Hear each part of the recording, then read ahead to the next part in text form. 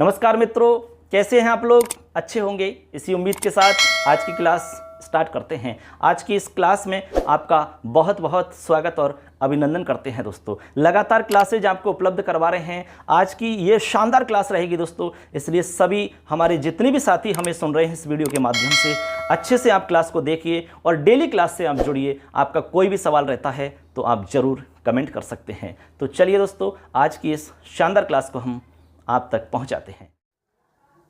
तो चलिए मित्रों, आज की हम शानदार क्लास को शुरू कर लेते हैं। यदि आप लोगों ने पहले की क्लास नहीं देखी है तो जरूर देखें।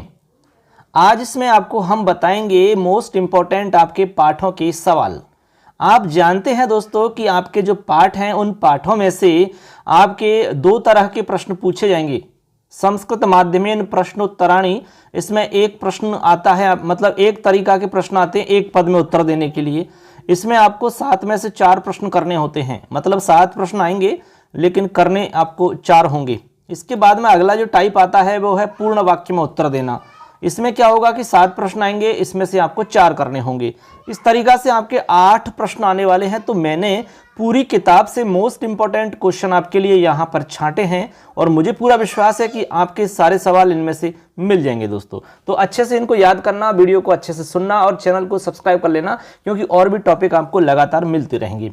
यदि आपको इसकी पीडीएफ चाहिए तो आपको पीडीएफ मिल जाएगी, आप बिल्कुल निश्चिंत रहें। आप अपना मोबाइल नंबर हमें यहाँ कमेंट में शेयर कर देंगे या फिर इसके वीडियो के डिस्क्रिप्शन के अंदर मैं टेलीग्राम चैनल का लिंक दूंगा, वहाँ से भी आप डाउनलोड कर सकोगे, कोई प्रॉब्लम नहीं आएगी। तो चलिए देखते हैं। आज मैं आपको इसमें बताऊँगा दोस्तों 100 के बाद में, क्योंकि मैं 100 तक तो ऑलरेडी बता चुका हूँ। मैंने 2 वीडियो बनाए हैं, जिसमें एक में 50 और दूसरे में 50। अब हम बात करेंगे 101 से लेकर के 35 प्रश्न तक। टोटल 135 प्रश्न मैंने यहाँ तैयार किए हैं। तो चलिए देखते हैं आज का। अब चलिए मित्रों देखते हैं, हमारा पहला सवाल है इसमें आज के इस वीडियो का। तो देखिए, सूक्तयः इति पाठः कुतः गृहीतः। कह रहे हैं कि सूक्तयः जो पाठ है आपका 9वें नंबर पे आपकी किताब में है, ये जो पाठ है कहाँ से ग्रहण किया गया है? तो इसका आंसर है दोस्तों तमिल भाषायाः तिरुकुरल नामक ग्रंथात गृहीतः। यानी कि तमिल भाषा में लिखा हुआ है, तिरुकुरल नामक ग्रंथ है एक, ठीक है, उस ग्रंथ से यह आपका पाठ लिया गया है। ठीक है, ऐसे आगे है देखिए, तिरुकुरल इति ग्रंथस्य प्रणेता कः। ठीक है, इस ग्रंथ के प्रणेता भी एग्जाम में पूछे जा सकते हैं। तो आंसर हो जाएगा तिरुवल्लुवर। ठीक है, तिरुवल्लुवर, तिरुवल्लुवर, ऐसे आपको याद रखना है। ठीक, आगे चलिए। अगला क्वेश्चन है हमारा, तिरु शब्दः कस्य वाचकः अस्ति। इसमें जो तिरु है, ठीक है, तिरुवल्लुवर लिखा हुआ है ना, इसके अंदर जो तिरु शब्द है, तिरु, ये कह रहे हैं किसका वाचक है, मतलब इसका क्या तात्पर्य है, इससे क्या मतलब है, ऐसा इसका यहाँ पूछने का तात्पर्य है। तो यहाँ लिखा है तिरु शब्दः श्रीवाचक है अस्ति। क्या है इसका मतलब? श्रीवाचक है, यानी ये श्री का वाचक है, ऐसे आपको यहाँ समझना है। अब देखिए दोस्तों, अगला हमारा इसमें सवाल है, तिरुकुरल शब्दस्य कः अभिप्रायः। बताइए, तिरुकुरल जो शब्द है इसका क्या अभिप्राय है, मतलब क्या मतलब है? तो यहाँ उत्तर होगा श्रिया युक्त वाणी, यानी श्रिया से युक्त वाणी जो होती है उसको कहते हैं तिरुकुरल, ऐसा आपको समझना है। ठीक, आगे चलिए। आगे हमारा पाठ के आधार पर प्रश्न है, मोस्ट इंपॉर्टेंट प्रश्न हम यहाँ बता रहे हैं। पिता पुत्राय बाल्ये किम यच्छति। पिता पुत्राय बाल्ये किम यच्छति, इसका क्या मतलब हुआ? इसका मतलब है कि जो पिताजी हैं पुत्र के लिए बाल्यकाल में क्या देते हैं। आप समझ में आई बात? बाल्यकाल में क्या देता है या क्या देते हैं? तो उत्तर हो जाएगा विद्या धनम। विद्या रूपी महान धन देता है पिता एक पुत्र के लिए। पिता बचपन में पुत्र के लिए महान विद्या रूपी धन देता है, इसलिए उत्तर हो जाएगा विद्या धनम। 9वें पाठ में आपके एक श्लोक चलता है, पिता यच्छति पुत्राय बाल्ये विद्याधनं महेत् पितास्य किं तपोस्तेपे इत्युक्तिस्तत्कृतज्ञता।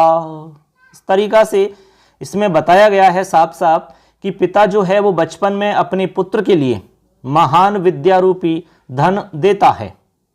इसके पिता ने क्या तपस्या की है, इस प्रकार का कथन ही उनके पिता की प्रति कृतज्ञता है। इस तरीका से आप समझ सकते हैं।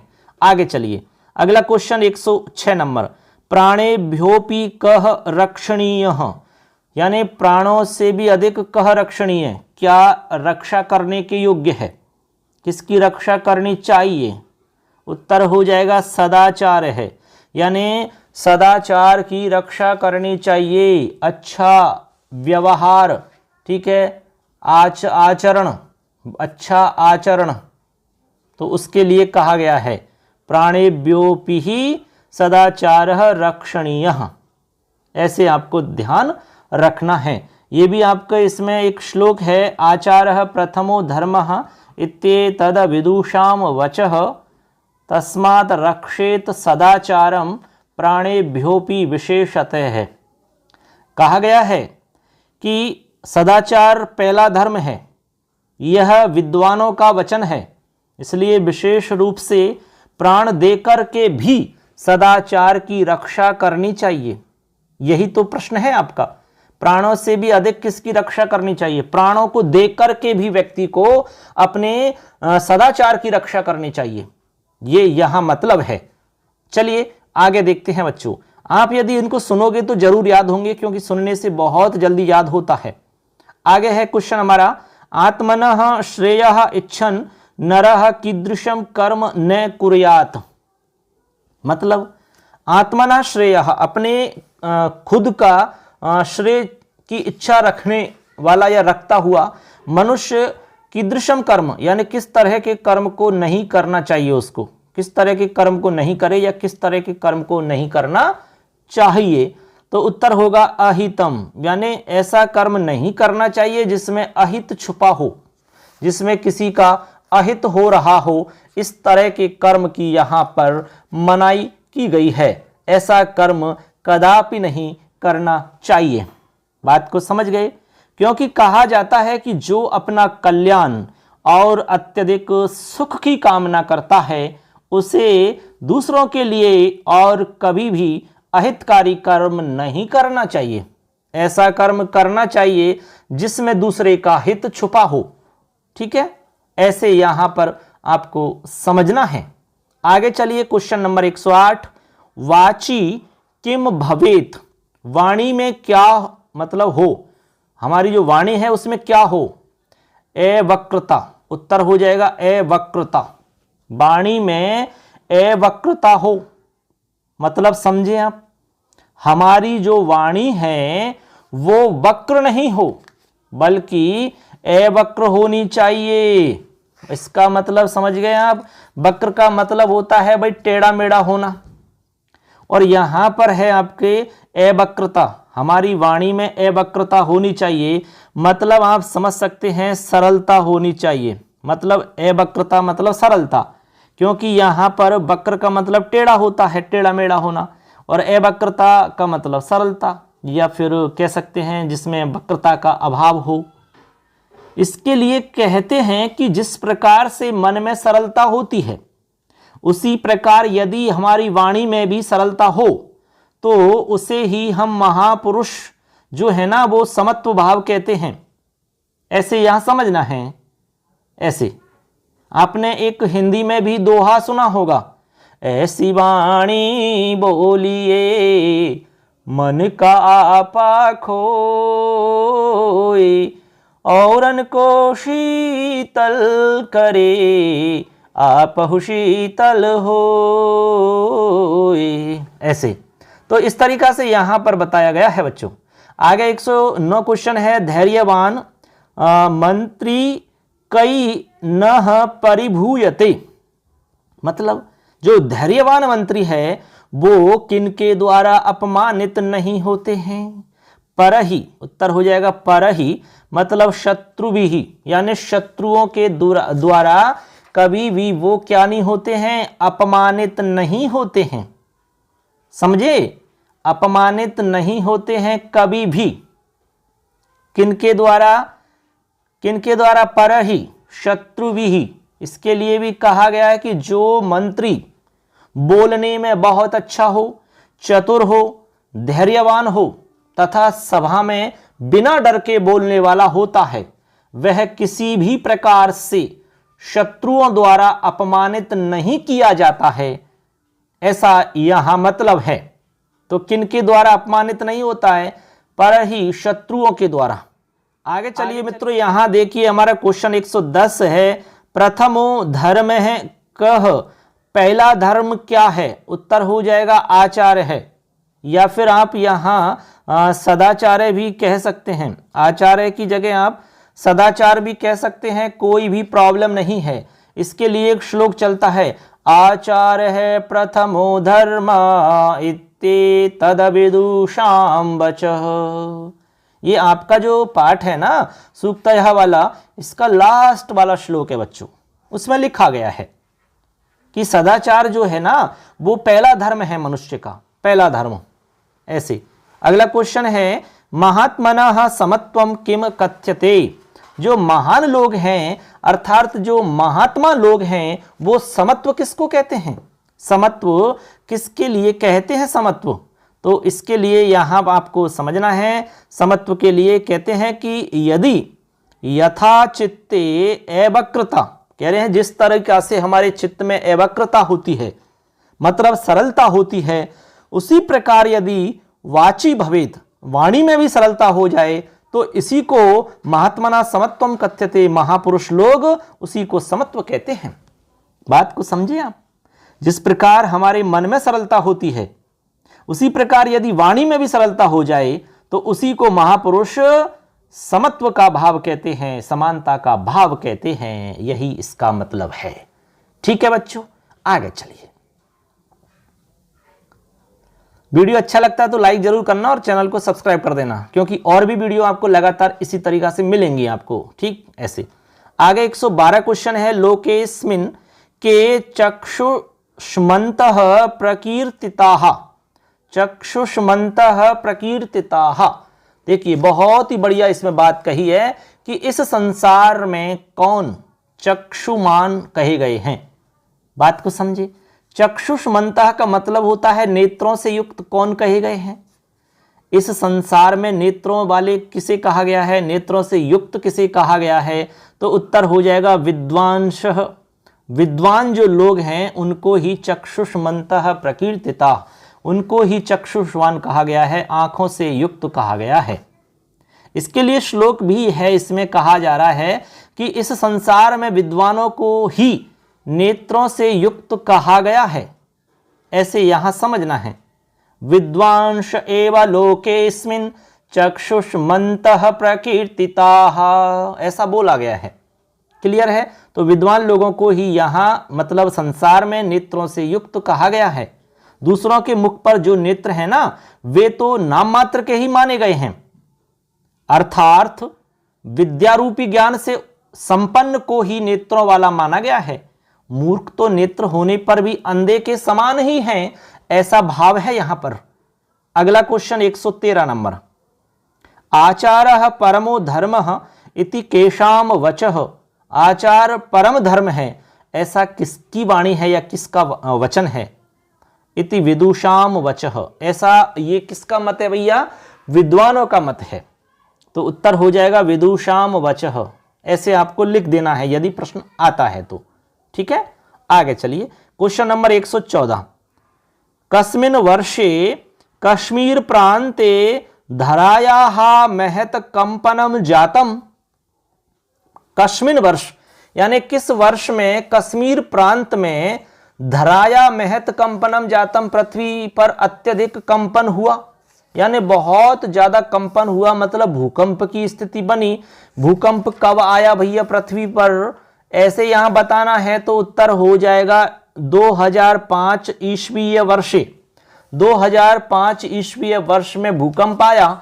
आपके एक पाठ चलता है 10वां, भूकंप विभीषिका, भूकंप की भयानकता, ये वाला पाठ आपकी किताब में चलता है बच्चों, उसी में से है ये, समझ गए ना, उसी में से ये वाला पाठ आपका लिया गया है। ऐसे क्लियर। आगे चलो, अगला क्वेश्चन देखते हैं। 115 नंबर क्वेश्चन है हमारा। कस्य उपशमनस्य स्थिरोपायः नास्ति। कह रहे हैं कि किसका किसको शांत करने का स्थिर उपाय नहीं है। किसको शांत करने का स्थिर उपाय नहीं है। उत्तर हो जाएगा भूकंप से। भाई भूकंप को शांत करने का कोई स्थिर उपाय नहीं है अपने पास कि भाई ऐसा कर दीजिए तो आपके यहाँ भूकंप कभी नहीं आएगा, इस तरीका का कोई उपाय नहीं है अपने पास। बात को समझे, क्योंकि भूकंप ईश्वरीय प्रकोप है, उसे शांत करने का कोई भी स्थिर उपाय दिखाई नहीं देता है, स्थिर नहीं है कोई उपाय। हाँ, हम उपाय तो कर सकते हैं बट स्थायी उपाय कोई भी नहीं है। आगे चलिए। भूकंपस्य केंद्र बिंदु कः जनपदः आसीत्। भूकंप का केंद्र बिंदु, जो केंद्र बिंदु था, मेन सेंटर पॉइंट था, वो कौन सा जनपद था। तो इसके लिए याद रखना है कच्छ जनपद है। कच्छ जनपद था, ये सेंटर में था बिल्कुल, जहां भूकंप आया उसके मध्य में यही था। ऐसे अगला क्वेश्चन है पृथिव्याः स्खलनात् किम जायते। पृथ्वी के स्खलन से क्या होता है। ठीक है, मतलब जब पृथ्वी खिसकती है, ठीक है, स्खलन होता है तो उससे क्या होता है। तो देखिए भूकंपनम तेन च महाविनाशम जायते, मतलब भूकंप की स्थिति बन सकती है और उससे महाविनाश हो सकता है। भूकंप होगा तो महाविनाश निश्चित तौर पे आ सकता है, इसमें कोई संदेह नहीं है। तो ऐसे आप समझ गए होंगे।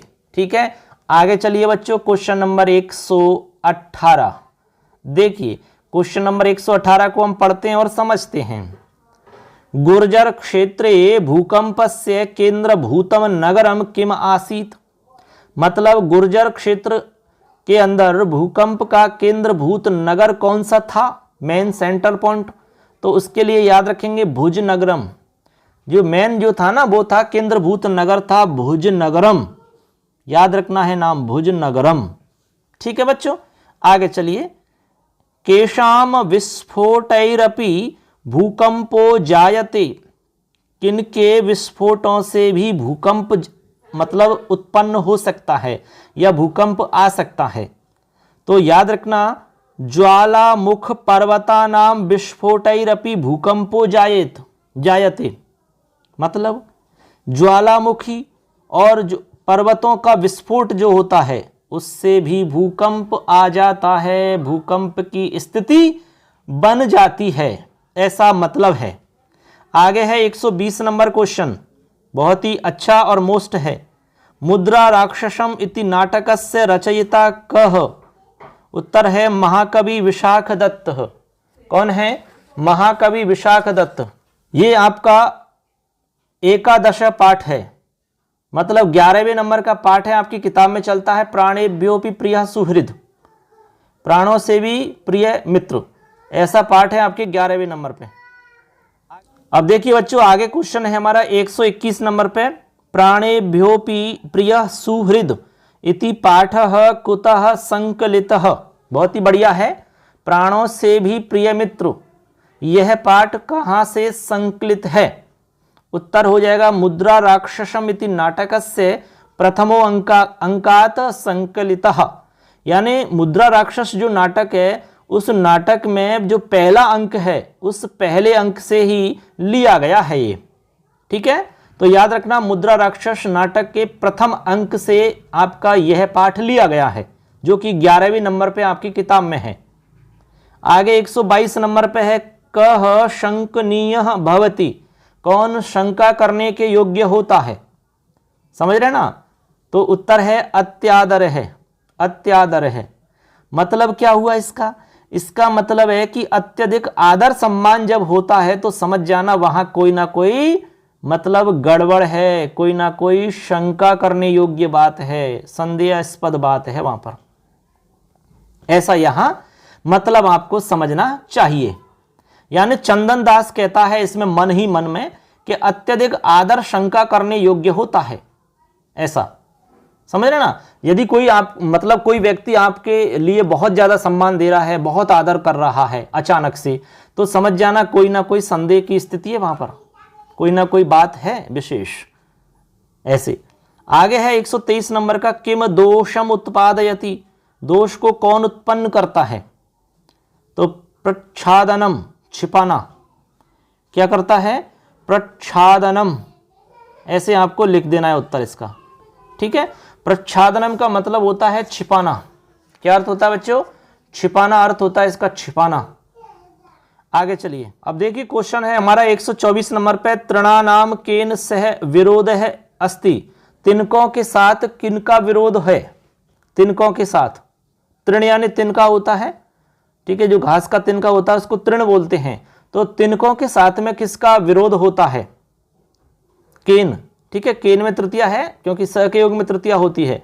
उत्तर हो जाएगा अग्निना से, अग्नि के साथ में विरोध है इनका, तिनके का और अग्नि का। यदि दोनों मिलेंगे तो वो ये मान के चलो कि अग्नि उसको जला ही देगी। आगे है शिरसी भयम, यानी सिर पर डर, अति दूरम तत प्रतिकारः, और उसका जो उपाय है वो बहुत दूर है। इति कह कम प्रतिकथयति, ऐसा कौन किसको कहता है? ऐसा कौन किसको कहता है? समझे बात को?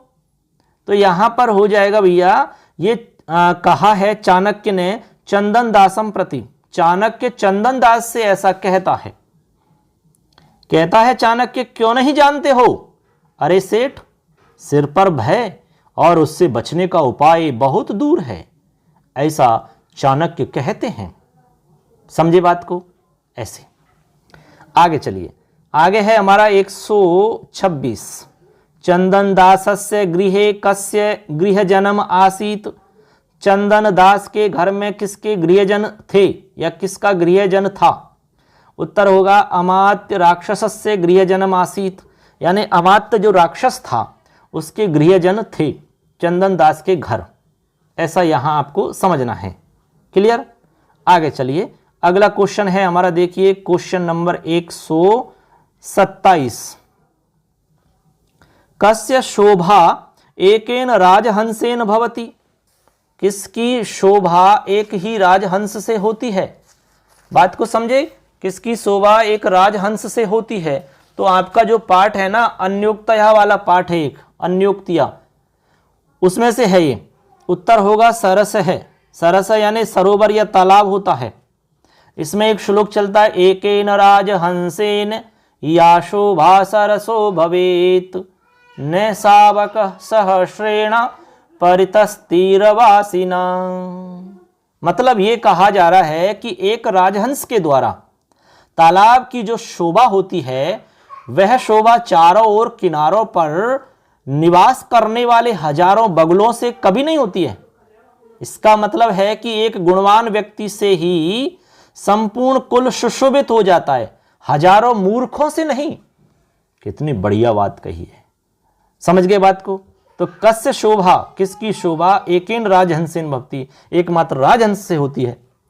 तो उत्तर होगा सरसः।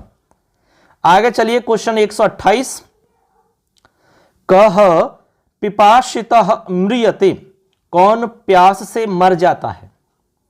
कौन प्यास से प्राण त्याग देता है? बताइए। उत्तर हो जाएगा चातक है। जो चातक पक्षी है वो प्यास से व्याकुल होकर के अपने प्राणों को त्याग देता है, लेकिन हर किसी से याचना नहीं करता है।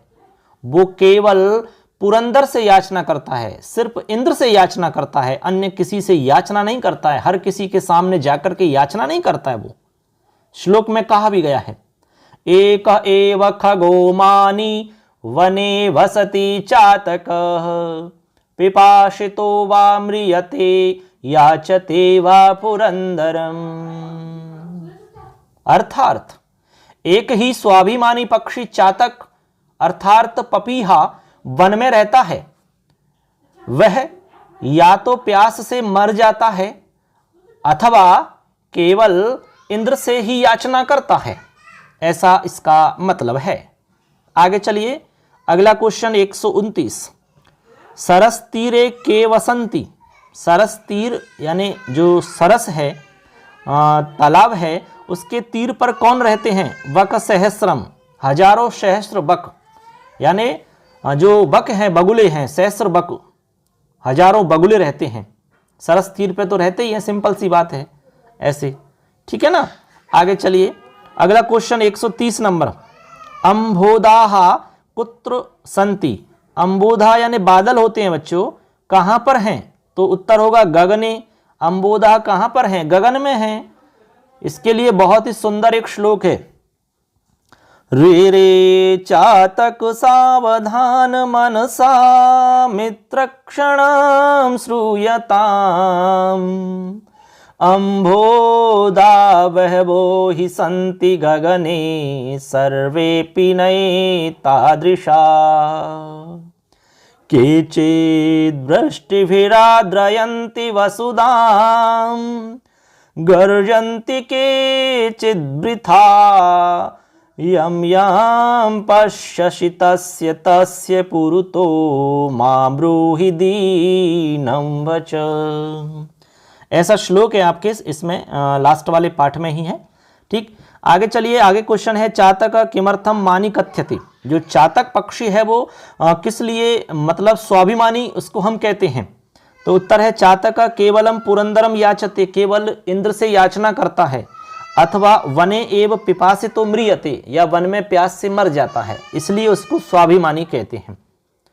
132 नंबर पे क्वेश्चन है कानी पूरयित्वा जलदः रिक्तः भवति, किन को भर कर के बादल रिक्त होता है? नाना नदी नद शतानि पूरयित्वा, उत्तर है ये अनेक नदी और जो नाले हैं उनको भर कर के, सहस्रों नदी नालों को भर कर के जलदः यानी बादल रिक्त होता है, ऐसा इसका मतलब है। आगे 133 नंबर पे क्वेश्चन है राजहंसेन का भुक्ता, यानी राजहंस के द्वारा किसका उपभोग किया, किसका उपभोग किया? उत्तर है मृणाल पटली, अर्थात कमल नाल का समूह, ऐसा, ठीक है। कहा भी गया है, कभी इसमें कहते हैं कि अरे राजहंस, जहां आपके द्वारा कमल नाल के समूह को भोगा गया है, अर्थात खाया गया है, जल को भली भांति पिया गया है, तथा कमलों का जहां पर उपभोग किया गया है, उस सरोवर का किस कार्य से प्रत्युपकार करने वाले बनोगे? बोलो, अर्थात उस तालाब के उपकार को तुम कैसे चुकाओगे यार, कैसे चुकाओगे, ऐसा मतलब है। आगे चलिए, सेकंड लास्ट है 134 नंबर पे परितः अंबर पथम के आपे दिरे, मतलब परितः यानी चारों ओर से, अंबर पथ, अंबर के रास्ते में चारों ओर से कौन प्राप्त हुए? तो उत्तर होगा पतंगाहा, मतलब खगाहा, पक्षी। कौन प्राप्त हुए? पक्षी।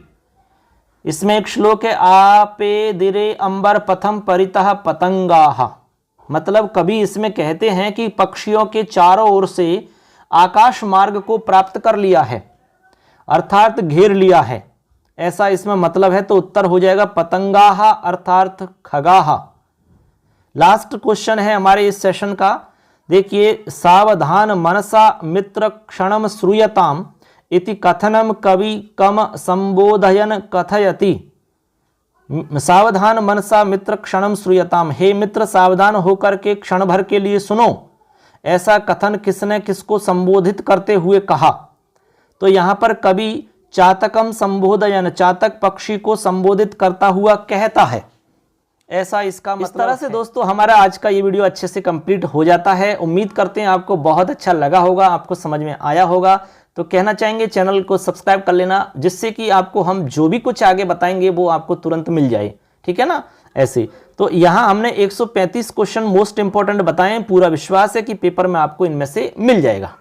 हमने पहला वीडियो बनाया उसमें 50, उसके बाद में सेकंड में 50, और ये हमारा थर्ड और लास्ट वीडियो है, इसमें 35 हमने प्रश्न यहाँ पर रखे हैं। तो कुल मिला के 135 प्रश्न हमारे हो जाते हैं। इन 135 प्रश्नों को अच्छे से देखना है, सुनना है, और आपको पीडीएफ चाहिए तो इसकी पीडीएफ भी आपको उपलब्ध हो जाएगी, ठीक है ना। वीडियो के डिस्क्रिप्शन के अंदर हमने इसमें लिंक डाल दिया है टेलीग्राम चैनल का, तो उस पर आप जाकर के डाउनलोड कर सकते हैं। यदि प्रॉब्लम आती है आपको तो यहाँ पर स्क्रीन पर हम अपना मोबाइल नंबर फ्लैश कर रहे हैं, इस पर आप अपना व्हाट्सएप नंबर हमें शेयर कर दें, आपका नाम, जिले का नाम और स्कूल का नाम लिख करके हमें भेज दीजिए, आपको तुरंत नोट्स मिल जाएंगे और भी जो भी इंपॉर्टेंट वीडियो हैं, जो भी मैटर है वो भी आपको मिल जाएगा। तो दोस्तों कैसा लगा ये ज़रूर हमें बताना और अपने दोस्तों को भी शेयर करना, जितने भी आपके साथी हैं उन तक इस वीडियो को ज़रूर पहुंचाना, क्योंकि यार आपको यदि कोई फ़ायदा मिलता है तो उस फ़ायदे को आप अपने पास नहीं रखें बल्कि उसको शेयर करें ज़्यादा से ज़्यादा, क्योंकि माँ सरस्वती के खजाने की ये सबसे बड़ी विशेषता है। इसको जितना आप बांटोगे उतनी ही इसमें वृद्धि होती है। तो ये हमारा आज का सेशन पूरा होता है। अगले क्लास में आपसे फिर मुलाकात करेंगे, ऐसा ही एक मोस्ट इंपॉर्टेंट बिंदु आपके साथ लेकर आएंगे। दोस्तों लगातार क्लासेज मिलेंगी, कहीं नहीं जाना है, चैनल को सब्सक्राइब कर लेना है क्योंकि पूरा मैटर आपको मिलने वाला है। धन्यवाद सबके लिए, जय हिंद, वंदे मातरम।